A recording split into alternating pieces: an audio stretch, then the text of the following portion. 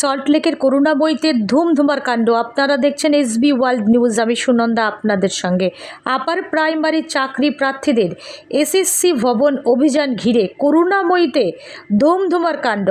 চাকরি প্রার্থীদের পুলিশের সঙ্গে ধস্তাধস্তি হয়। আন্দোলনকারীদের রীতিমতো টেনে হিঁচড়ে ঘটনাস্থল থেকে সরিয়ে নিয়ে যায় পুলিশ। তাদের দাবি 2016 এর আপার প্রাইমারি নিয়োগের 1452 জন প্রার্থীকে চাকরি দেওয়া সুনিশ্চিত করতে হবে। লক্ষ্মী পুজো ও কালী পুজোর মাঝে সেকেন্ড ও থার্ড কাউন্সেলিং সম্পূর্ণ করতে হবে। চ্যানেলটি সাবস্ক্রাইব করুন, লাইক করুন, শেয়ার করুন এবং কমেন্ট বক্সে কমেন্ট করুন। কেন আমরা অ্যাপয়েন্টমেন্ট পাবো না? আমার কাউন্সেলিং হয়ে গিয়েছে, আমি গ্রামে ফিরতে পারছি না।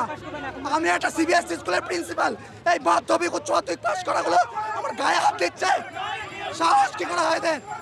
পুলিশ তুমি চালাও গুলি, উড়িয়ে দাও মাথার গুলি। আমরা এসএসসি অফিস যাচ্ছিলাম আচার্য সদন, আমাদের কাউন্সিলিং এর ডেট জানাতে হবে। হাইকোর্টের অর্ডার কেন মানছে না? এত বড় স্পর্ধা হয় কি করে? এটা কি স্টেট? এটা ওয়েস্ট বেঙ্গল কার করতে পারে? দেখুন কিভাবে ম্যান হ্যান্ডেল করা চলছে। আমাদের অ্যাপয়েন্টমেন্টের অর্ডার হয়েছে ডিভিশন বেঞ্চে, তপব্রত বাবু ডিভিশন বেঞ্চে আমাদের নিয়োগের কথা বলে দিয়েছে। এরা হাইকোর্টের ডিভিশন বেঞ্চের অর্ডার মানছে না। আমার জামা ছেড়ে দিয়েছে, জুতো ছেড়ে দিয়েছে। আমি একটা সিবিএসসি স্কুলের প্রিন্সিপাল, আমি সবুজ কালি ব্যবহার করি। আর এরা কিভাবে ম্যান হ্যান্ডেল করছে দেখুন। আমরা কি শিক্ষিত নয়? আমরা চাকরি পরীক্ষায় পাশ করিনি? আমরা কি ঘুষ দিয়েছি নাকি? পয়সা খেয়েছে?